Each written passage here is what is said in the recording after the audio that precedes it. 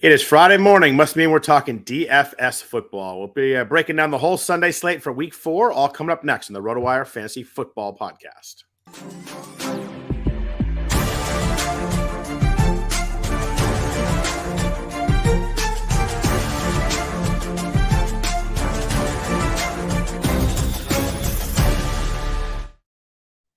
Happy Friday morning, everybody. Welcome to the RotoWire Fantasy Football Podcast, the DFS Friday morning version.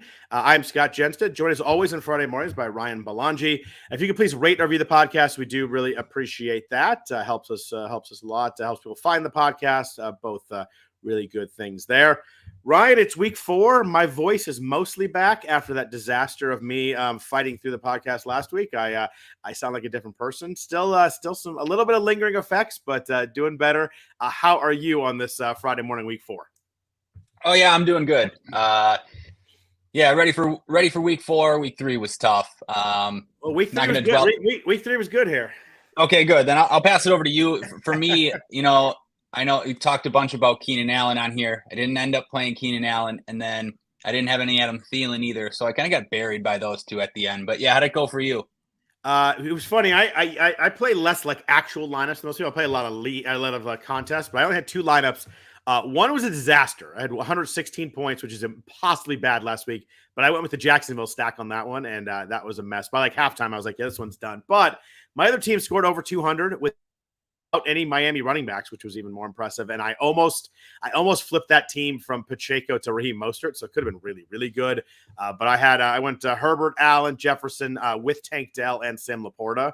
So it worked really nice. That was a nice cashing team right there. Both had some cash lineups there and some tournaments. So that was good. I felt like it was really close to being really good. Just a little swap here and there. Probably, if I played more lineups, I might have gotten there, but it's hard to do with only a couple lineups. But it was really close. Broken down. Felt like we broke down last week pretty well. It was good. A lot of the people we talked about. We talked about fading Zach Ertz, which worked out really, really well. He was pretty chalky, so it was a fun week. But I feel like it was close, but need to get over the top. But yeah, I mean, you had like almost all the right players. Sort of unlucky. Maybe unlucky is the wrong word, but Miami just going off for 70 points. I mean, I think Miami's 2 running backs combined for 100 fantasy points, 7 touchdowns. It was really funny because I have Raheem Mostert in the NFFC, and in the first quarter, I was like, I can't believe that Achane is stealing all the points and Mostert's pretty much dead. And I look up and Mostert had 4 touchdowns also. My friends were messaging me the same time with Mostert, just so upset about Achane, and then Mostert still finishes with 4 touchdowns. And it is Achane now. We've changed from Achane to Achane per his request, so I do have that right. So after you put up 55 fantasy points, I think we can respect that request. I think we could. You can be called whatever you want after that game. He's got a little bit of speed. Yeah, I saw a stat the other day of the top 6 touchdowns this year by speed. All of them are Dolphins players, and it's 3 different ones. It's not like it's just Tyreek. It's Mostert, Achane, and Tyreek have all 6 of the fastest sprint speed touchdown plays in the year. That team is insane with the speed. That's a great stat. Yeah, what an offense. So that segues really well into this week because we have another week this week where the Sunday slate, we've got a game that is way higher total than any of the other games. We had it last week with Chargers-Vikings, and that game delivered, frankly. Like, there's a lot of points in that game. Everybody got a lot of guys really scored. Unless you played Joshua Kelly, like everybody else in that game was pretty good. We've got it again this week with the Dolphins and Bills, but this one's not only a good high total game, this is a really good football game. Like, Chargers Vikings last week was kind of like train wreck watch, like who's going to mess up late more than the other team. But Bills Dolphins is like, potential massive game here. AFC Championship preview, maybe. Obviously you got the Chiefs and who knows with the Bengals, but really good game there. But we have 9 early games again, only 3 in the late slate. NFL's really weird with this one. I don't know why we're going 9-3. Like, at least go 8-4. Last week's afternoon games were awful. They were just bad. There were only 3 of them. They weren't very exciting. I wish we could swap a game there, but we do have some games off the slate real quick. So, we're not discussing them. Detroit and Green Bay played last night. We won't recap that game for your benefit because it was not good as a Packers fan. Atlanta and Jacksonville are playing in London, so they're off the main slate. Chiefs and Jets, the Taylor Swift game on Sunday night. We won't talk about that one. And Seahawks Giants, not a really Monday night matchup you really anticipate, but Seahawks Giants is Monday night. So But let's jump right into Dolphins Bills. 5 points higher than any other game on the slate. Kind of the same question as last week with Chargers Vikings. Are you just attacking the heck out of this game? The total's 53.5. The Dolphins are off a 70-point game. Bills have looked really good their last 2 games. Obviously, after looking bad in week 1. Are you straight attacking this game? Are you trying to get different? What are you doing just strategy-wise with this game? Yeah, I'm not sure. It's an interesting slate. The Dolphins have been so good. They haven't really been tested yet. This is a big test going to Buffalo. And it's interesting because they're not going to be popular, really. People really don't like to target a matchup in Buffalo. I even think with the total, and part of the reason is because just looking at the slate, there's like an insane amount of good receivers. Like in every, I saw that too. At every salary level. And there's also some good cheap quarterbacks and some good mid-range quarterbacks. And part of the thing with the Dolphins is Waddle back. I think people would be all about getting back on the Dolphins without Waddle because it's just kind of easy. But now Tyreek is really expensive. Waddle's back. They have 2 running backs, so it's tough with their running backs because you got to click one and you don't really know. So yeah, I mean, I don't know if people are really going to go to the Dolphins, which I guess makes them more interesting.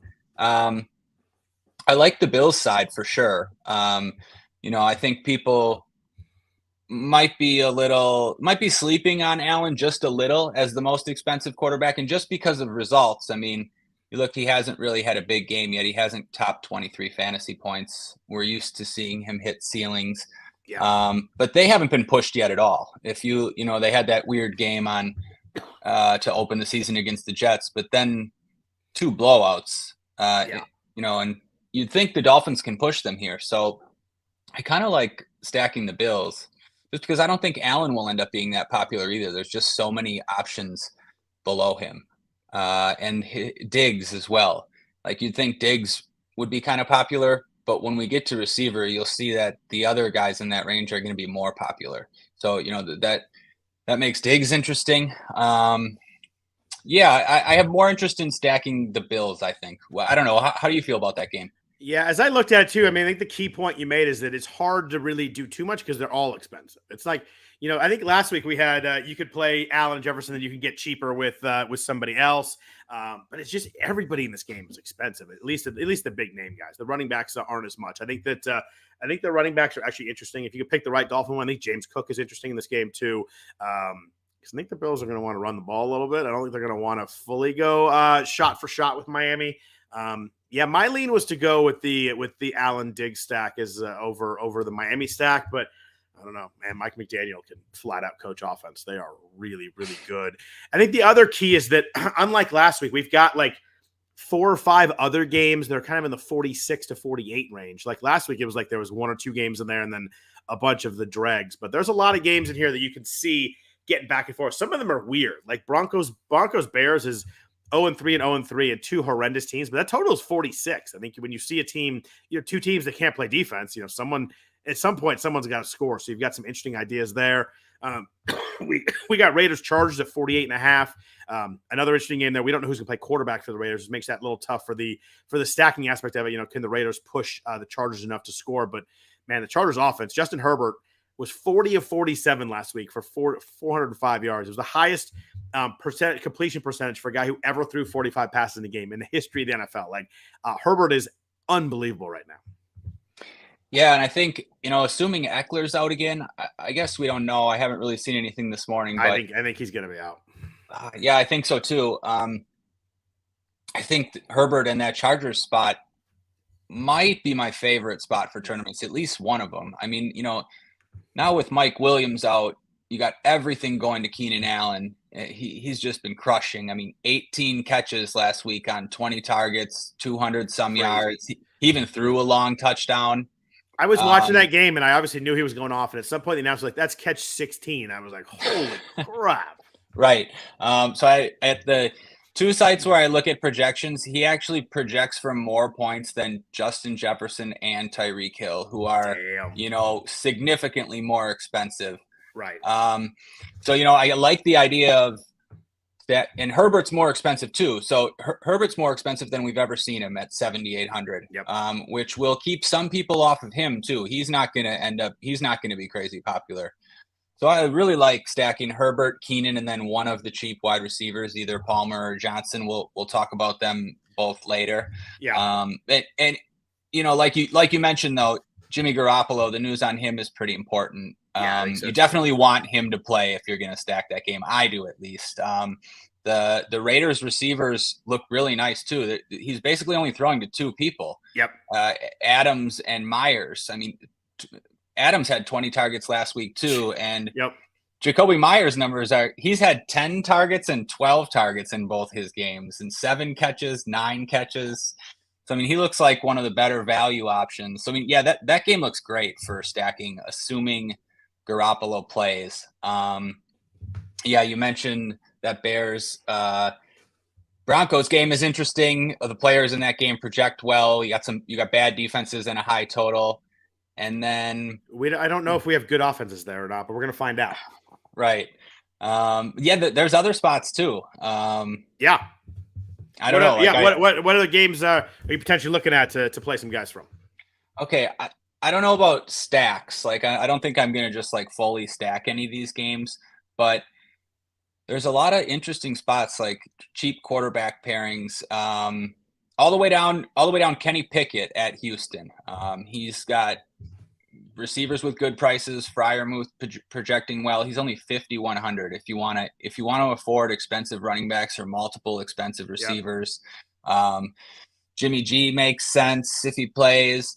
That Rams Colts game projects. Interesting game. Like close spread and 46 total. That's an interesting game too. Yeah, it's like, it should be a pace-up spot for the Rams. The Colts have been playing super fast. I think they're still the fastest team in the league with the fastest team in the league and still the most combined snaps. I feel like Richardson makes them tougher to play around with, though. I just don't know. Like, it feels like if Minshew's playing, like, I just play Pittman. He's going to get a ton of targets. He's playing well. He had that great deep downfield catch last week, but with Richardson, it's tough because he's gonna run him in, and I think he makes that game a little bit more complicated to me. You're right. If I play the Rams, like, do you really want to run it back with anyone from Indy? Probably not, and I think that's fine. And then if you play Richardson, it's kind of tough to pay that 6,500 for Pittman, but I think Downs might be okay. I know 8 catches, 12 targets last week. But just some pieces. I like him more with Minshew too, though. Yeah, me too. I guess all the pass catchers. The other one I think is interesting is Purdy and your Niners. It's kind of a blowout spot, but he's cheap, and Kittle is cheap, and Debo still looks pretty good. I don't know. There's at one point does Arizona get a little bit of respect, because it's not yet. They're 14-point underdogs. Like, they've actually played. I know it's Arizona. They've actually played really hard and really well. I think they deserve a little bit of credit. They've led for I think it's 75, 78% of the minutes or something like that. Like, they lost to the Giants late. They lost to Washington late. I mean, they took it to Dallas last week. Like, it's not like they won 7-6 and Dak threw 4 picks. Like, every time I looked up, Arizona was running off a chunk play on that Dallas defense. That was a wild game where, like, I thought it would be. You think when you look at the stats and be like, all right, just fluky, something happened. Like, they just flat out played well against the Dallas defense. They dominated the Cowboys. Got to give them some respect. It's one of the more. I know Dallas just laid an egg, and it happened. Every NFL team lays an egg a couple times a year, but Arizona had 400 yards in that game. Yeah, I watched that game having Dallas money line to complete a few parlays. Oh God, so that must have been disgusting to watch. It was absolutely brutal. I agree. Arizona. 30 carries for Arizona, 222 yards, 7.4 yards a carry in that game against the Dallas D that I think coming to that game, all of us were like, this is the best defense in football. Yep. I mean, it was surprising to see, but Dobbs, I'm fascinated to see what this Niners-Arizona game, like, are the Niners going to kill him? It's very possible that, maybe that was Arizona's Super Bowl last week. I don't know, but I'm fascinated to see how Arizona's going to play in this game, because I just have no idea what to expect, really, because they looked legit good. Yeah, me too. I'm interested to see. I think we should probably show them a little more respect. And Dobbs too. His organization didn't even show him respect. Where you see how he couldn't even buy his jersey. Yeah, I saw it stock now. That was actually pretty cool. Yeah, that was cool. So yeah, I don't know that game. Some pieces from that game maybe, because even some pieces on Arizona are interesting. Yeah, I don't know. Are any of these? Oh yeah, I mean other spots too. I think Cincinnati is interesting. Just Chase and maybe Burrow, just because the matchup with Tennessee. Like Burrow's cheap. Chase is going to go overlooked. We always talk about Tennessee. Yep. You want to play passing offenses against them. We talked about last week with Amari, and Amari delivered easily. It worked. He was way underpriced, and he had 120 yards and a touchdown. I mean, you can't run on Tennessee. You got to pass. Right, and Amari had that other touchdown called back on a horrible call. Call. I don't. The safety might have tackled him, but that was a horrible call. It wasn't even close to out of bounds. Yep. Elijah Moore had a pretty good game too. He could have had a bigger game. So yeah, I think the Cincinnati pass catchers are interesting. I don't know. Anything else stand out to you? Yeah, I mean, and we'll get to some of the players, but I just wanted to see what games you like. I think you summed it well. There's a lot of games that are playable that makes maybe Dolphins Bills not the chalk monster like Chargers Vikings was. But just to recap all the other games here real quick. You mentioned the next 5 that are the totals. Then we got Washington, the Eagles is 43.5. I think the Eagles offense is kind of interesting there. Patriot Cowboys 43.5. That's the kind of America's game of the week Sunday afternoon. I'll be watching the Niners, but that's the game that 85% of the country has. Steelers Texans 42.5. We saw the Texans are spicy. Beat Jacksonville by 20 last week in a game that you and I both talked about. We're like, I think Houston can score. We just thought that Jacksonville would score also, and they just didn't. And then we have 3 games that are low totals, under 42. Bengals Titans is 40.5. Ravens Browns is 40.5. And Bucks Saints is 39.5. So we've got enough games that I think those bottom couple games we could probably not even worry about too much. But we'll talk about some specific players. But it's a slate where a lot of the games are kind of in that medium range. A couple of those games are going to go over, and those are the games that are going to hook people up pretty nicely. Yeah, hard not to be impressed by CJ Stroud in that passing game. Not many people gave them a chance, especially this early in the season. And, they don't have too much talent, and they've looked pretty good. Yeah, they're well coached too. D'Amico Ryans can coach them up. So, they're a ways off still, but I think they're a team that's going to be competitive in some games and some fun games too. I think that having another team that you don't have to you're like, oh, that sounds like an interesting game as you read down the slate is a good thing. So, but let's jump into players. We've talked about a few, but let's fully jump in. But first, a note from our sponsors at Rival Fantasy. If you're looking for a place to play head-to-head fantasy football games without the huge tournaments, salary caps, or complicated game types, then Rival Fantasy is where you want to play this NFL season. From a twist on the classic game with Fantasy Bingo, where players generate a lineup to complete achievements to get bingo, the head-to-head fantasy challenges, where you pick which of 2 players will score the most fantasy points, this is the best of fantasy sports. For the 2023 NFL season, Rival Fantasy is offering new users a $200 deposit match plus a $25 first play voucher. Rival Fantasy is so confident you love the experience, they're giving you money to play out of the gate. Experience the future of fantasy sports at Rival Fantasy. Become a rival today. So, Ryan, we don't need to do too much of the chalk boring plays here, but is there anybody you think is going to be over the top popular? For me, was probably Joshua Palmer at 4,000 for the Chargers in that game. There's some other guys, but I don't see a ton of this is an automatic free square kind of guys. Josh Palmer was the one that jumped out to me. Is there anybody you think is just going to be super chalk and you got to figure out if you want to eat it or you want to fade it? Yeah, Palmer for sure. That was the one for me that it seems really obvious.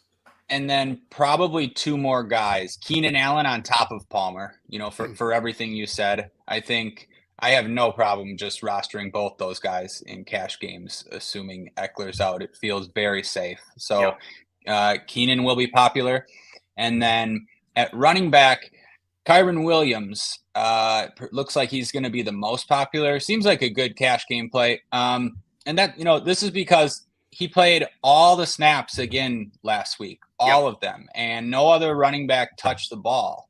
And it's a good matchup and sort of a pace up spot, like we mentioned. So yeah, Kyren in cash games seems like pretty good chalk, but chalk that you could probably fade in tournaments. It's funny you mentioned Kyren because I was looking at projections the projection versus price and the value, and he came out He came out number one in the sites I looked at too, and I was a little bit surprised by that. I think there are like 4 or 5 guys around him that are really playable at the running back position. I was surprised that he projected out quite that good, but I think it's the fact that he gets every touch there is the key. But the Colts are allowing 3.1 yards per carry. They're really good against the run. He's only averaging 3.6. Kyron Williams doesn't have a run of 10 plus yards yet on the season. Like it's just, there's nothing explosive here. Those touchdowns, the touchdowns the first couple of weeks were what kept him afloat. I like that as a guy to not play this week. I think that I think I'm a fade in that chalk. I don't know how chalk it be because there's so many names around him, but if he's big, I have no problem going away from Kyron Williams this week. Yeah, I agree with everything you said. And I do think he will be the most popular running back. And yeah, you're right. His projection is like that because of him playing every snap and getting every touch. We're not sure that's going to continue. His projection is also like that because he has 17 targets in the last 2 weeks. Yeah. Now that is appealing. We like guys that can catch the ball, but I agree with all your points. There are other good, cheap running backs, and I'm willing to fade that chalk in tournaments. So let's jump into the quarterbacks and passing stacks here. We kind of hit probably going to be the 3 favorite for people. We got Josh Allen, we've got Tua, we've got Justin Herbert. Tua is 7,400. He's the cheapest of the 3. Justin Herbert's 7,800. Josh Allen's 8,200. I think I already know this answer, but are you? It seems like you're Josh Allen in that game among in the big game. And then are you Herbert above both those guys? Yes, to all of those questions. I think though probably none of them in cash games. Okay. I think you have 2 guys in Anthony Richardson and Justin Fields for the same price. Wow. We're just going to need to save. Talk to me about Fields. Well, he's playing against a team that just had 70 dropped on them. I know 70, by the way. That is 70. Still insane. So, I know Fields hasn't looked great, but the rushing upside is there still. And it's a great matchup. So he's a very similar option to Richardson. They're in soft home matchups and they have a rushing floor and they save you salary. So do you worry at all about whether they run Richardson the same amount they were before coming off the concussion? Yeah, I do a little bit. I mean, it's his game. I think he's got to play it, but I wonder if maybe there's a few less designed runs where you get some big plays out of. Yeah, I do worry about that. I don't know. Do I worry about it enough not to play him? That's the question. Yeah. Right? Maybe, but because you have another option in Fields and you have some other cheap options too. Do you think Fields is popular in cash games? I mean, obviously won't be popular in tournaments, but do you think he's going to be popular in cash games? Yeah, that's tough to say too. No, I don't think I don't think he'll be overly popular. No, because I think there's enough people who are like, he's so bad at real football that maybe I don't want to play him, but we do forget how dominant he was in the second half. I just don't know. I mean, if they start running design plays for him, he could be huge in fantasy. Obviously, the Denver defense has been terrible so far. Yeah, I think you're right. So, and not just against Miami, but just like terrible in general. Yeah, this is a week where no quarterbacks really stand out. That's going to be massive chalk. I don't think so either. Yeah, like last week, Cousins was over 50% in cash games. Was he really? Wow, I didn't know it was quite. I knew it was be high. I didn't know it was quite that high. That's wild. Yeah, just everybody targeted that game, and it just stood out. This week, you have a lot of guys. You have cheaper guys too that project well. Russell Wilson, Brock Purdy, Kenny Pickett, Jimmy Garoppolo if he plays. Plus those expensive guys that you mentioned. I think quarterback ownership is going to be spread around. I also think people really want to play multiple expensive receivers. So it's going to lead people to spend down. There are so many expensive receivers. It's a wild slate for that. So if you're playing in a tournament, which you don't go with one of the top, there's the three kind of guys we talked about, Herbert, Tua, and Josh Allen. Who are you going with for your stack in a tournament then? Are you going, do you play Fields in a tournament? You going somewhere else? Where are you going for quarterback then? Fields is tough because you just don't know who to pair him with. I know, like DJ Moore, like he's another one of those guys. It's tough to play Fields because there's so many options to pair him with, but none of them seem like great options. I'm thinking about playing Kenny Pickett, mostly because he's 5,100, but also because he has a really good matchup and some cheap options that I like. Like Calvin Austin is 3,300. Yeah. Freiermuth is 3,400 in a good spot. Pickens is pretty cheap, 54 for the type of ceiling he has. Again, I think cheap QB could be in play here if you hit on the right expensive guys that go off. That being said, I love Herbert stacks, assuming Eckler's out, like we mentioned at the top. I think Purdy's interesting just because no one's going to play him. If you want to play Kittle, I really like Kittle this week. Burrow's kind of interesting if you believe in the Bengals. I picked them to win the Super Bowl. When you asked me week 1, it hasn't looked great, but Burrow's sitting there for the first time without an injury designation, and people are kind of down on them. Chase had a big game last week. Good spot. I don't know. What do you think? Yeah, I think Burrow is interesting. I mean, he couldn't move last week clearly, but he still dropped back 50 times, and they weren't throwing the ball deep because they wanted to just get out of his hands quick. So it just depends. If you think he's fully healthy, I mean, the price plus the matchup is insane. Like if I told you at the start of the year that Burrow would be 6,500 at Tennessee, we'd be like, oh my gosh, I'm just playing that and moving on. But what do you do with Russell Wilson? He is at Chicago, 5,800. A great matchup. The Bears are allowing 8.7 YPA. Even Jordan Love and Baker Mayfield were good against the Bears. Like the Bears cannot stop anybody. They have 1 sack on the season, which is a crazy stat through 3 weeks. And he's got receivers you can play him with. You can play him with Sutton. You can play him with Judy. I don't think Marvin Mims is quite playing enough snaps to play him, but I mean, he's explosive. He's got weapons. It's just a matter of you think he could do it, but he's 5,800. You could do a lot of stuff if you play Russ this week. Yeah, I should have mentioned Russ just a little bit more. I think people will even play him in cash games at 5,800 in such a good spot.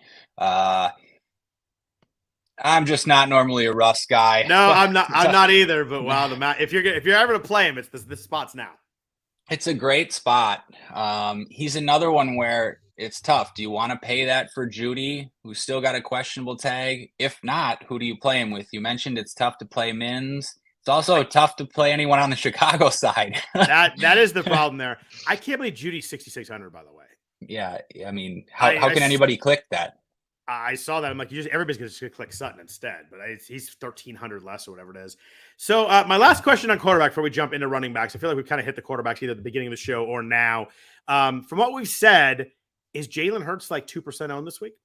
Yeah, I mean, it's a great way to close it out, actually. I think he is. And so his receivers aren't going to be played either. Right between Allen and Herbert. Like, and he's not been great. The tush push has saved him so far. He's got 3 of those touchdowns. Do you talk about a week where you can get him literally for 0? I think it's got to be this week, right? No one's going to play Jalen Hurts this week. Yep, you're exactly right. And that makes him a good play. I think if anyone's on Hurts stacks, it's a great time for it. I like it. I think it's it's tough that you got to get there. You got to figure out how to get there expensive wise. You got to figure out who to come back with Washington. You can play Dotson. You can play McLaurin. There are options there. I mean, they haven't been great, but Sam Howell was really bad last week. And I like Sam Howell, but that was a rough game. But you get an absolute stud, the number 1 quarterback last year at 2% ownership. I think it's something you have to entertain. Yeah, I do too. And I have one thing to add to that because I was thinking like you, what do you do from Washington? It's tough. Can any of those guys even get there? And, I'm sure people have heard a lot about the Sims taking over DFS these days. And the Sims are kind of saying you don't need a run back as much as people might have thought. Okay. And that's for a couple reasons. One, there's just a lot of other good plays where you can get maybe more leverage, but also more and more people are running their stacks back now. So you end up sort of on a similar path to people sometimes. And especially when you're stacking a team like the Eagles, who can also get there in blowouts, don't feel forced to roster a Washington player. That's a good point. I like that. I like to hear that. That's a good strategy right there. But let's jump into running backs. But first, note from our sponsors at Bettor Vision. That's Bettor.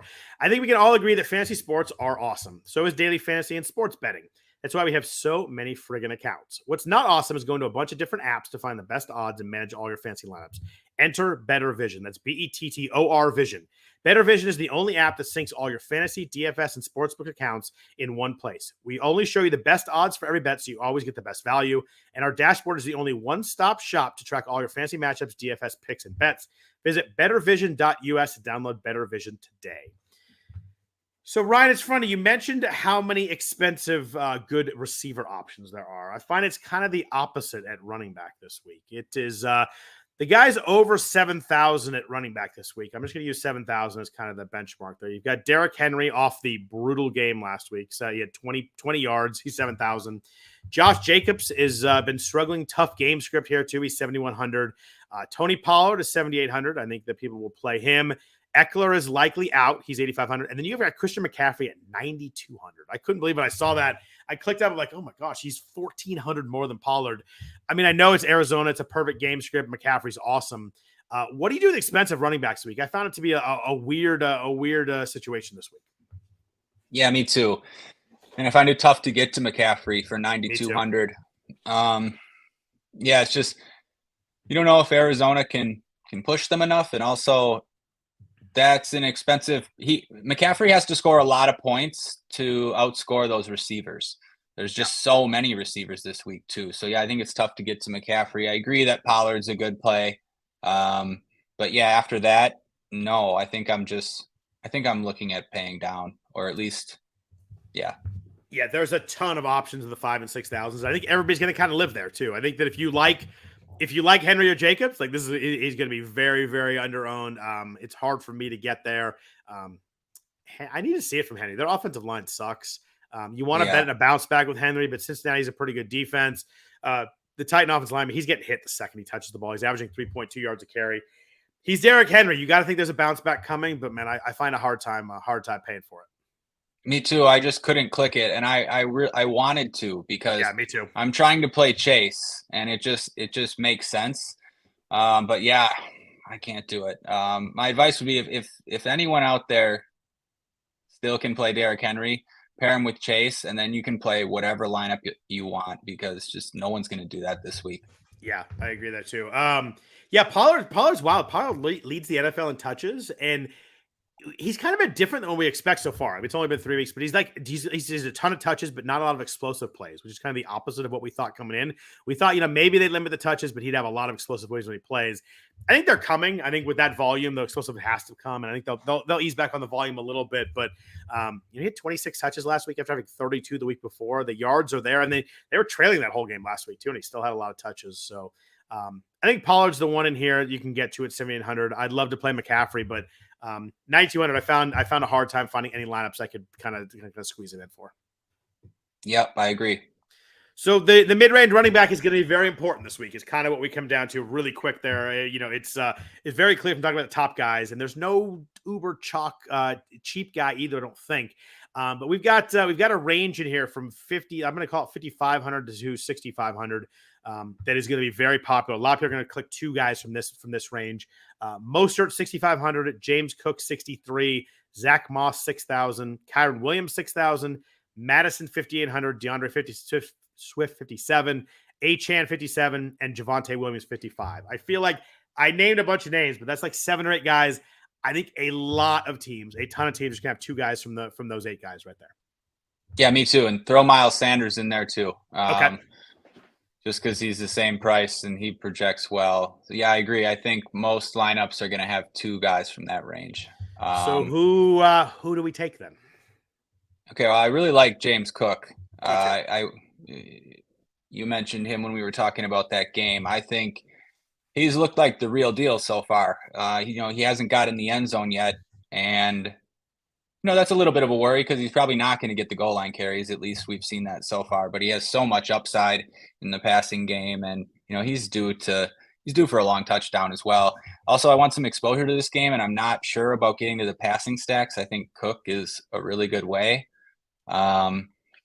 Yeah, I mentioned Kyron for cash, and we both think he's a good fade for tournaments if he's going to be the most popular, and I do think he's going to be the most popular. Javonte, I like. 5,500, great spot against the Bears. Yeah, I mean, if Javonte is ever going to do it, you'd figure it would be against the Bears. I don't know. What do you think? Who stands out? Yeah, I really like James Cook too. I think that might be the piece of that game that I find myself getting to in my main lineup. 112 total yards last week. Back-to-back good yardage games. You mentioned the goal line stuff. It's true.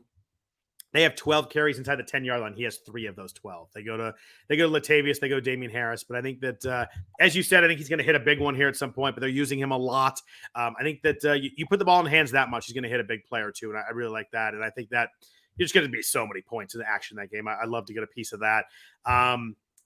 Javonte's interesting. I still wish he played more snaps. I think he played like 47% of the touches for them last week. But you're right. It's a great matchup. I think the Bears have allowed 5 top 20 scoring games to running backs in only 3 weeks, which seems almost impossible. But I think that's right.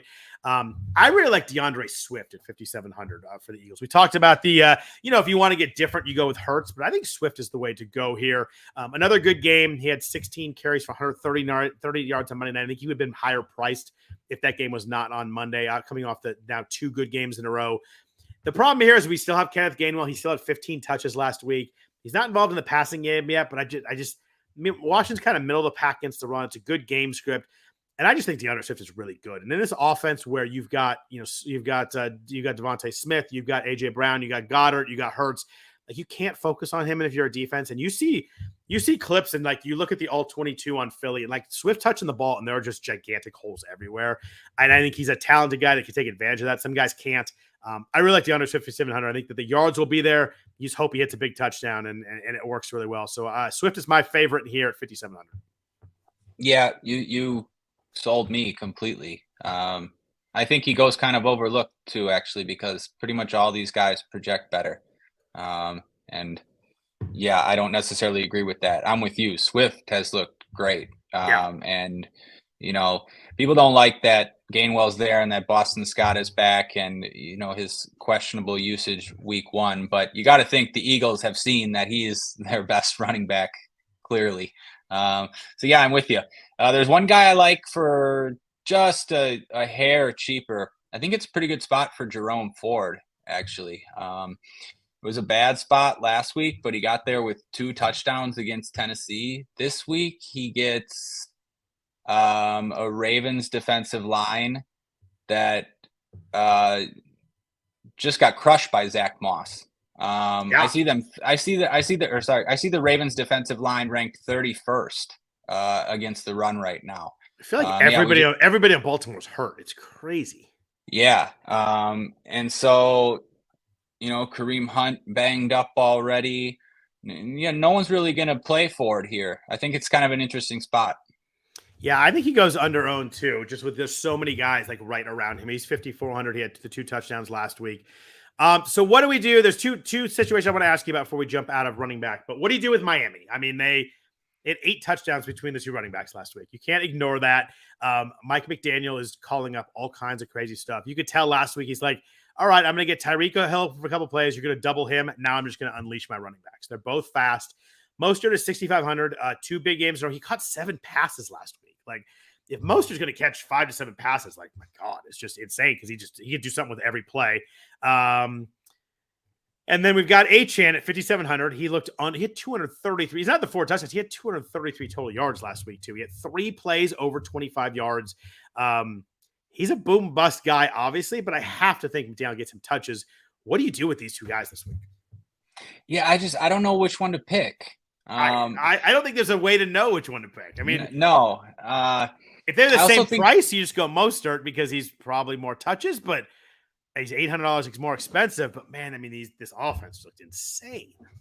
Yeah, I mean, I might just cross my fingers and fade them both. I mean, just based on the fact that it's a tough matchup and maybe they'll be playing from behind, but also maybe not. I agree with you that Mike McDaniel, he might be the best offensive mind in the game right now. Yeah. So, I mean, he's up there at least. So, yeah, I could, even in the tough matchup against the Bills, you could see either of these backs doing it. I just don't know which one to pick. And like you sort of said, if I have 5,700 left, I think I just got to go Swift. I think I do too, but man, it scares me to turn on that game and not have either back. But last guy I want to ask you about, and we haven't talked about him yet. Well, actually, there's probably two guys. Alexander Madison at Carolina's 5,800 had his first good game last week. He takes a lot of shots on Twitter. He's inefficient. Nobody likes him. Cam Akers is there now. But he's 5,800. He had two near fumbles last week. One was called back. One was forward progress to stop. It could have been a disaster. But Carolina's allowing 5.2 yards per carry to running backs. They are second to Denver in fantasy points allowed to running backs. Obviously, Denver's the worst because of the game with the eight touchdowns to running back. But Madison's 5,800 between Swift and Achane and Williams and Moss. Like, this is a guy who's going to get every touch. I don't think Cam Akers is going to be quite in the mix yet. He might be active, but do you have any consideration to playing Madison at 5,800 this week? Oh, poor Madison, man. Yeah, I know. You mentioned it was almost over for him last week. Yeah, it was. Those two fumbles don't come back. Like, we may never see him again. Oh man, yeah, and so I have too much in best ball, and so it's been tough for me. He burned me the first couple weeks. I'm a little bit worried about Cam Akers. It's a tough click for me, but I get it. Like, it's a really good spot, and he projects well. I'm just not going to do it. Okay. No, it's good. I asked you because I want you to take a stand. I am a little biased, though. I just want to say my stand. I'm a little biased because of my best ball exposure. It got a little bit ridiculous at one point. Madison just kept falling. I feel bad about it now. It seems like a really bad pick. But anyways, I think I also kind of like Miles Sanders better for the same price. So I'm just going to have to be off of him. Okay, and that's fair. I mean, it is DFS. You got to take some stands here. Last guy I wanted to mention, we mentioned Kyron Williams in this game. Same price, Zach Moss. You talk about a guy who's getting all the touches. He has 54 of the 60 backfield touches for the Colts the last 2 weeks. Back-to-back 100-yard games. He had 145 total yards last week. The Rams were actually allowing 4.6 yards per carry. I actually think I prefer Moss to Kyron Williams. I know I'm kind of anti-Kyron. I'm not really anti-Kyron, but I think I just like everybody in the range. I even like the guy in the same game more. Yeah, I kind of do too. And, he's not projecting as well with Anthony Richardson back because those projections really factor in Richardson's goal line carries. That's fair. So, it hurts Moss's touchdown equity. But I think it's a good spot. And you mentioned maybe Richardson's a little careful after that concussion. If I'm the coach and we're at the 2 yard line, first and goal, I'm not calling a design run for Richardson. That's where it would be for me. Like, I think I let the rest of the offense run. You got to play football, but if we're inside the goal line and I can just score with Moss anyway, I think that's the only spot where maybe I change up my play calling. I agree. Yeah, I think Moss is a pretty good play. I'm with you. I could see myself getting to Moss. Anybody under Jerome Ford you're considering playing at all this week? I don't think I had anybody, but is there anybody there before we get to wide receivers? And I'm completely done with Josh Kelly, but most people feel that way. If there's anybody out there that still believes, he'd be pretty good leverage considering that Keenan and Josh Palmer are going to be the chalk of the slate. But I can't do it. What about you, Scott? You like anyone? Nah, cheap? I looked at both Chicago backs to try maybe play someone under 5,000 against the Denver D, but I just think with Herbert and Roschon Johnson, I couldn't pick somebody. I really couldn't get anybody down here. I think Ford was kind of the lowest guy that I'm actually going to play. I think you could look at Dameon Pierce at 5,100. I didn't want to play him against Pittsburgh really. I didn't think it was a week where I was going uber cheap at running back. No, I don't think so either. Jaylen Warren. I mean, that's tough. I love Jaylen Warren, but Najee just still plays too much. Right. Yeah. No, I'm with you. I'm not going to go below Ford. Cool. Let's get to receiver. Receiver's really fun this week. But first, to know from our sponsors at Vivid Seats. Football is back. Kick off the NFL season with Vivid Seats and score tickets to all the hottest matchups and biggest games of the year. Catch every pass, every tackle, and every heart-pounding play of your favorite team live and in person. And with Vivid Seats rewards, now you earn rewards with every single purchase. Each ticket you buy gets you closer to your reward. Just buy 10 tickets and simply cash in your credit towards your 11th ticket purchase. It's just that easy. Plus, Vivid Seats is offering you $20 off your first $200 ticket purchase with code RotoWire. That's code RotoWire, ROTOWIRE. From the 50-yard line to the upper deck, Vivid Seats has great tickets for all the 2023 NFL games that matter to you. Just visit vividseats.com or download the app today. So, Ryan, we've talked about a lot of these expensive receivers, but man, is it an insanely stacked field. There are so many guys listed above 7,000. I'm not going to list them all. So let's drop them into chunks a little bit smaller first. Let's go 8,000 or above first. We got Devontae Adams is 8,000, Stephon Diggs 8,100, Tyreek is 9,200, Justin Jefferson's 9,600. I don't know. What are you doing with expensive running backs this week or receivers this week? Because there are just a million of them to play, and they all look really darn good. They all are really good. Yeah, they are. Let's assume Jimmy G plays. Okay. Then Adams would be my favorite because he's cheapest, but also because I love that game. I think that game could shoot out if it go. Yeah, that game has a good chance to shoot out, I think. So yeah, if Jimmy G plays, give me Adams paired with some of those Chargers receivers. I do think that's what most people will think. So yeah, up top, pretty much no one's going to play Jefferson just because the other options are. This is the lowest you're ever going to see Jefferson. Yeah. And he's 9,600. It's just hard. And with all the players week, it's hard to get to him this week. It really is. But he has 40 points in him. I don't mind it for leverage reasons. I don't think I'm going to get there. Tyreek's tough for me too. Waddle back, and he's really expensive. Again, I think these expensive receivers, they have more guys to beat than usual, as in usually they don't have, usually there's a clearer path for them to be the highest scoring player on the slate. On a slate like this, it's tougher to pay that much. So yeah, Justin Jefferson, first player in NFL history with 140 plus receiving yards his first 3 games. That's pretty wild. Yeah, it is. He's great. I think if somebody wanted to target Jefferson just for the leverage, I think that makes a lot of sense. Yeah. It's the week to do it. It's the week where people are not stacking the Miami-Carolina game very much. He's really expensive. There are 9,000 other good receivers that are expensive. You're right. It is the week that he will be as lowly owned as we've seen in a while this week. I like Stephon Diggs in this range, 8,100. Yeah. We talked about him stacking with Allen. You talked about him before, but Miami plays a lot of zone too, which is really good for Stephon Diggs. He's a great zone beater. Just kind of sits down, picks the right spot every time. I like him against a team that plays a lot of zone. 100 plus yards in 2 or 3 games. He has 25 catches already. Obviously a great game. I like Adams too. We talked about Adams last week, or 2 weeks ago. We really liked Adams, but 13 for 172 and 2 touchdowns last week. I feel like I got lost. The fact that they didn't win the game and the fact that everybody's talking about Miami, but I mean, Adams was a massive game last week. Yeah, he looked great. And the Chargers have been really bad against receivers so far too. It's a good matchup, but you're right. Jimmy's got to play. I think for me to even think about it, 8,000 for sure. And I mean, I didn't mean to gloss right over Diggs. Really like Diggs this week, and you're going to get him a little lower owned than normal. So the 7,000s is absolutely stacked this week. Keenan Allen 7,900. We talked about him a lot. Jamar Chase 78, AJ Brown 77, Jalen Waddle in that the Bills Dolphins game 76. CeeDee Lamb, no one's going to have CeeDee Lamb this week. I kind of like that. No one's going to have him at 7,500. Devontae Smith, 75, and Chris Olave, 71. What are you doing this second tier of receivers? Who are your favorite plays here? Yeah, great point about CD. I think Keenan's just – everybody's scrolling by Lamb this week, right? Like everybody's – right. Yeah. I think that's a really good tournament play. Keenan Allen, I think, is just a no-brainer in cash for everything we talked about, assuming Eckler's out. I mean, he's now with Mike Williams out too. He's the focal point of their offense, like just clearly. We saw what he did last week. He's looked really good. I mean, you're not going to be surprised if he sees 20 targets again in this spot, and he can handle it. I think Keenan's a great play for cash games. I mentioned Chase a couple times.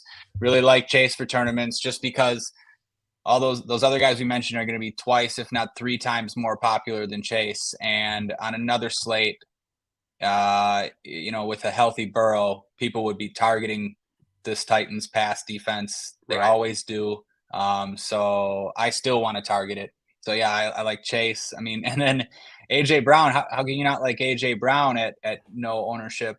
Kind of the same thing we mentioned about Hurts. AJ Brown, hasn't been able to find the end zone yet, but he's been so close. He had 2 last week that I thought were touchdowns. I think it was raining and he dropped that one in the corner. I thought he had 2 touchdowns last. He was brutal. Yeah, and he's the guy we see go for 2-3 touchdown games all the time. So, yeah, it's tough. I mean, take your pick between these guys. What do you think? Yeah, I mean, Chase is obviously the one that jumped out to me just because of the fact. I mean, we talked about the Tennessee pasty a little bit earlier and a lot last week. We were talking about Amari Cooper, but you look at the last 3 weeks, Chris Olave, Keenan Allen, and Amari Cooper all have over 110 yards on Tennessee. Like, it's just been consistently. You can't run against Tennessee. They're stout up front, and people are like, well, why bother? I'm just going to keep throwing. They can't stop the pass. Why we targeted Amari last week and he came through? So yeah, Chase's 15 targets on Monday night. I felt like Chase and AJ Brown were like the 2 squeaky wheels. Like, they weren't really getting a ton of action. They got 15, 14 targets last week. So it's very clear that they were very involved. Man, I'm so tempted by CeeDee Lamb just based on the fact that nobody's going to have him. 7,500 should be really low owned this week. He was quiet last week. You put those 2 together and it gets interesting. And there's just so many guys in here. I mean, I was a little surprised by Waddle and Devontae Smith's price. I thought maybe there would be like low 7s, high 6s there, 7,600, 7,500. Devontae only had 5 targets last week. Waddle sat last week. It's a stacked range. I think I agree with you. I think Allen and Chase, but man, I can make cases for almost all these guys. It's a fun week. You pick right in this range, and you pick. There's going to be lower percentage guys. There's a lot of guys to pick here. Yeah, I think Waddle is a really interesting run back if you're stacking the Bills. It's just an easy way to get unique. And then just to your point about CD, I think it's a good click if you want to do it. I think Dallas, that offense has a lot to prove after last week. So yeah, I think CD is a good tournament play. Yeah, I do too. What about in the 6,000s? We talked about. I think everybody loves the guys in 7,000s. What do you do in the 6,000s here? Who do you? Let's go 5,000 to 7,000. Who are you? Who are your favorite mid-range receivers this week? Yeah, it's actually kind of stacked too. I mean, starting at the top, Debo looks good. I mean, I know he's got to play, but yeah, he's got he got $1,000 price hike, but he still projects well. I mean, sort of back to the Debo that we used to know. They're specifically trying to get him the ball, and he scores a lot of touchdowns. And I always like Debo. Puka Nacua, 6,700, really good spot for the Rams. I mean, sort of, a down week against Cincy. That was a tough game for them. Only 5 for 72. But I still like Puka in this spot. Going lower, Jacoby Myers in that Raiders Chargers game that I want to target. Myers has 22 targets in 2 weeks. Jimmy loves him. Yeah, this is assuming Jimmy plays, but if Adams doesn't do it, Jacoby Myers probably will. They're going to have to be passing to keep up in that game, you would think. Pickens right below him. I think it's a good spot for Pickens. I don't know. Oh, Gabe Davis. I don't think anybody's going to play that Gabe Davis in that game. That's another way to get different. He's expensive enough where people are like, yeah, I don't really want to pay $6,000 for Gabe Davis. Yep, and it's because his range of outcomes are very wide, but we know that Gabe Davis has 100 yards and 2 touchdowns in him. I mean, he just always will. He hits those big plays from time to time. So I like that for tournaments. I don't know, who am I missing? 2 guys that I really like that we didn't quite get to yet. I really like T. Higgins again this week. 6,800. I always like good receivers off bad games. He was bad again. He was horrible the first week, no catches. Then he was really good week 2. I get 90 yards, 2 touchdowns. And this week he was 2 for 21, but still had 8 targets. Great matchup. We talked about all the stuff with Chase with Tennessee. It all works for Higgins too. And I think he's 6,800. He's expensive enough. People aren't going to do if he was low 6s, they'd be like, oh, I'm just going to play Higgins no matter what. I think enough people are like, I'll just get $1,000 and go to Chase. That I do like Higgins this week at 6,800. I think he scores this week and puts up a good amount of yards. And then as we get down lower, you mentioned George Pickens. He's probably my favorite play in this range. I really like him at 5,400. I think he's just feels like due for a big play. Calvin Austin had the big play last week. His percentage of team targets has gone significantly up when Deontay Johnson's out. He had 6 targets last week. And I think Houston pushes them a little bit too. I think Houston could score enough where Pickett's got to throw the ball. We talked about Pickett. We talked about quarterbacks. I think 5,400 for Pickens is a price that I'm clicking pretty easily. Yeah, all great points. I think Higgins makes all the sense in the world. Like you said, I mean, I talked so much about Chase. No one's going to play T. He might be the lowest out of all of these receivers. I think would probably be Yeah. T Higgins. And So and yeah, Puka's right there, and I think people are going to play him instead too. I like Higgins a lot at 6,800. yeah, I love that call. The only other one down here, there's two other names that I do like. I do like Jordan Addison at 5,700. I think that didn't hit the deep ball last week, so we haven't talked about him. But still, he ran 80% of the routes. He's playing more. He had 8 targets. I think you get someone that talented with Cousins who's going to throw the ball a lot. Minnesota loves to throw. Cousins has over 340 yards in all 3 games. I think Addison at 5,700 works. And then we talked about how we thought Judy was expensive. I think Cortland Sutton works well at 5,300. He had 11 targets last week. I think this is a game where you could target the Bears defense. If I'm going to go with the Broncos receiver, Sutton at 5,300, they seem to be using him in a way where just like a lot of quick passes, a lot of short ones in the red zone too. He almost had a touchdown last week. 11 targets last week. I think Sutton at 5,300 is priced really nice. I think him and Pickens a lot in the low 5s. Yep, me too. What about cheap receivers, guys under 5,000, the 4s and the 3s? There are a lot of names I have bolded down here. Who do you like best? Who do you find yourself gravitating towards? Yeah, again, there's quite a few of them. There are so many plays. It's wild. Yeah, I was ready to jump on the Thielen train in a revenge spot against his former team, but I was hoping Dalton would play. I still think quite a few people are going to play Thielen.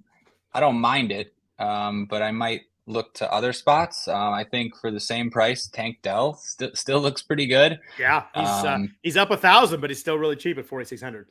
Yeah, I mean he's looked great back-to-back weeks now. He just looks like a explosive player, and they're gonna keep trying to get him the ball. I don't think anyone's gonna play Elijah Moore, but caught all 9 of his targets again last week. I like him for that price. Going lower, yeah, the Chargers are going to be chalk. So, I guess I should have started with that. Josh Palmer, we mentioned. Quentin Johnson's interesting. What do you do with that? Because it's very clear that Palmer's been the number 2 when Mike Williams went out. But Johnson's talented. He's 3,700. Palmer's going to be massively more popular. Can you trust Johnson to play enough? No, you can't. But it's one of those spots where, do you want to be first to it or do you want to wait and see first? He's 3,700 here and he's a first rounder. And, without Mike Williams and without Eckler, obviously it's riskier, much, Palmer is the safer guy in terms of volume and snaps and targets. But yeah, I'm going to take some chances on Quentin Johnson. I just think, if he was safer, then he'd be super popular. Right. But he's not very safe. But yeah, I could see him catching a 60-yard touchdown, and that's all he needs for that price. You said it well. If he wasn't risky, he would be a lot more expensive and popular. He just played 16 snaps last week. You're hoping for the big. It's the big. You're hoping for the big play. He's obviously really talented. You're hoping for the big play, and he'll be so much lower owned than Palmer and other guys in this range. If it's a tournament dart kind of thing, he hits a big play, you're looking really good. Yeah, right. And other guys too. I like Calvin. Is it Calvin Austin? Below Calvin him, Austin. Yeah, Calvin Austin, 3,300. Great spot for these Great spot for all these Pittsburgh guys. We've mentioned them all, and they're all underpriced. We'll Fryermuth as well. Like him. I don't know who did I miss? I think just Josh Downs, who we talked about earlier too, though. Oh yeah, just Josh Downs. I think Chark is interesting. He's another one of those home run guys, and he had 11 targets last week. He caught a bomb. And just people are going to play Thielen instead in that spot. So I don't mind Chark for 4K, especially because he's leverage off of Palmer, which, if you're not, Palmer's a good fade in tournaments. Palmer's a really good fade in tournaments, just because he's going to be popular. Yeah, that's a good point. And the thing with Chark, not only 11 targets, he played 74 snaps last week. He was really active. Again, I probably wish we had Andy Dalton, which I don't think we'd ever thought we'd say. And we don't know where to get with Bryce Young, right. But and same with Josh Downs. He's 3,500, and you kind of wish you had Minshew there. He had 12 targets last week, 857. very active for the price. Like, give me 3,500, a game that has a total that's pretty good. It's a total of 46. We talked about the Rams and Colts going to be paced up in that game. Two spots down here where I just wish we had the backup quarterback, which is really weird to say. Yeah, man, there's just so many spots on this slate, and spots at every price range. Yeah. It really makes me lean towards this being a 4 receiver slate. You're going to want to hit ceilings from 4 guys in tournaments. I'm pretty much locked into 4 receivers this week. There are so many options at every price range. I don't think we've had a week where, since we've been doing this, where there's more receivers that are very much in play. It is, and especially the expensive guys. Like, they're all on the slate. It lined up weirdly where the off-slate games, there's not a ton of big-name receivers in those games. Like, the big-name teams, like the Chiefs, don't have any big-name receivers. Like, we lose DK Metcalf and Amon-Ra, and I guess Calvin Ridley. That's like the only big-name receivers. They're all on the slate. It's wild. Yep. Tight end, real quick, before we jump out of here. You mentioned before you liked George Kittle. He's 5,100. I like Kittle too, but I think I'd have to have Debo sit to play him. I love him if Debo sits. I think that Kittle's awesome, but he's like one of those guys that, like, I love him when one of the receivers, like Ayuk didn't play last week. Boom, 9 targets, 6 for 90. It makes a big difference. I think I'm going cheap at tight end this week, but there's 3 names I like under 4,200. But what do you feel at tight end? I know you said you like Kittle, but what else do you like? Yeah, I'm mostly going cheap tight end, and I agree with you. If one of those Niners wide receivers misses, I love Kittle. Me too. This for the last few years, the Cardinals have been, I believe, like the worst team in the league against tight ends. It's one of those spots that people target, and Kittle's cheap now because, he doesn't do it as often as he used to. People don't like to roster him. It's tough with all the weapons they have now. Yeah. But you're right. We saw it last week. So yeah, if one of those guys is out, I love Kittle. But other than that, I like cheap guys. I think both Chargers tight ends are interesting. See what happens with Gerald Everett today. He missed a couple practices this week, but did Parham have 2 touchdowns last week? He did, right? Parham had 2 touchdowns last week. But these guys are going to pick up the slack from Mike Williams as well. So I think at least they'll be expected to. So I think they're decent plays. I think Freiermuth, I mentioned him. I think he's a good play. I think Dalton Kincaid is a good play. You could even say Dawson Knox too, but I'm kind of at the point where I'm playing Kincaid until he breaks out. He hasn't really done it yet. A lot of cheap options. I probably left out a few. Yeah, before I get the cheap guys, the only other interesting one, Mark Andrews is a big drop in his price. He's down to 5,400. He was 6,000 last week. He was only 4 for 35 and 5 targets. If you're ever going to play Andrews, playing at 5,400 is probably a pretty good spot there. I really like 3 cheap options. You mentioned a few, but there's a few I like down here too. I think Tyler Higbee is very playable in this Rams-Colts game. He's only 4,200. He got really involved last week. He was 5 for 71 to Monday Football. I think the price seems really good for him. I like Jake Ferguson, 3,500 for Dallas against New England. He's not playing a ton of snaps, but when he plays, they throw to him. His percentage of targets on routes run is actually second in the NFL to Travis Kelce, which is pretty wild. When he plays, they throw the ball. He had 7 targets last week, 5 for 48. Just kind of a cheap part of a team that has a pretty good implied team total with Dallas. So I think he's playable there. And then this is 4 weeks ago, he was a top 10 tight end guy. Pat Freiermuth is 3,400 now. He had a touchdown. He has 2 touchdowns this year, but only 4 targets. He hasn't had over 4 targets yet in a game. But man, I see that name down here, and I just see how cheap he is. I think that we talked about how the Steelers, we like their pass offense this week. Freiermuth 3,400, I think could score and maybe get 55, 60 yards. Then that would work for the price. Yep, I agree. I think you're right. I have Freiermuth in my cash game lineup right now. It's probably the highest I'd go. And it's just a while when you get to, you're like, oh, it's just too cheap at this point. So those are the 3. I think Higbee, Ferguson, and Freiermuth are where I'm going to go in most of my lineups. Yeah.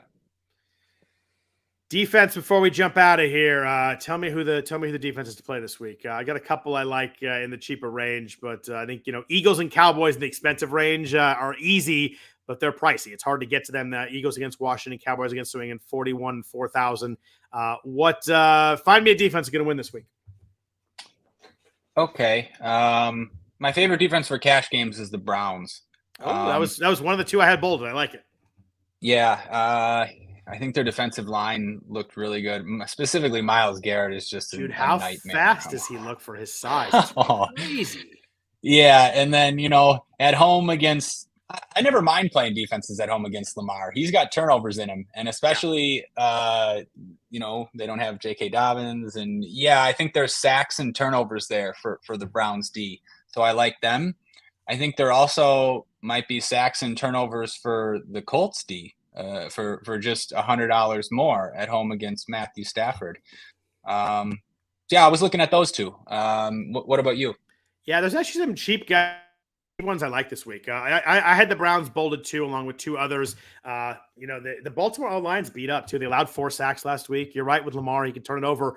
So I think that's playable too. I got one up a little bit, one down a little bit. I think the Bucs are interesting this week. They're 3,300 against New Orleans. Jameis forces stuff. I don't know if anybody's heard that, but Jameis will throw to the other team.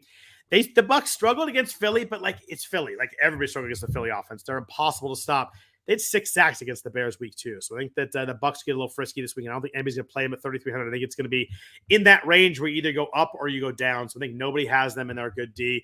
My other one, it's the cheapest one, is 2,500. I like Carolina against Minnesota. You don't think Panthers defense, but 10 sacks through 3 weeks. I was surprised by that number. And Cousins got sacked 4 times against Chargers last week. They drop back to pass a lot. It gives you a lot of options for sacks. I think Carolina at 2,500. I think a lot of people will go Cleveland at 28. So I think that you can get Carolina pretty much no owned. And I think that they get enough sacks there where that you kind of build that floor in on defense. And then Cousins makes one mistake and you have a real good find there.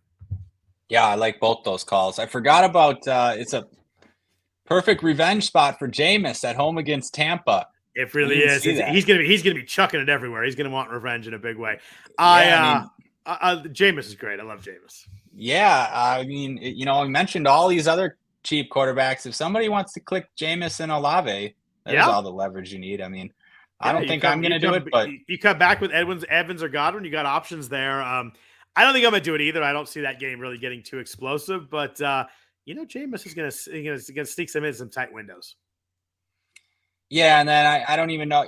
I'll bring this up. I want to get your take on this. Go. The Saints, with Carr out. Do you, and they put Taysom at tight end eligible now.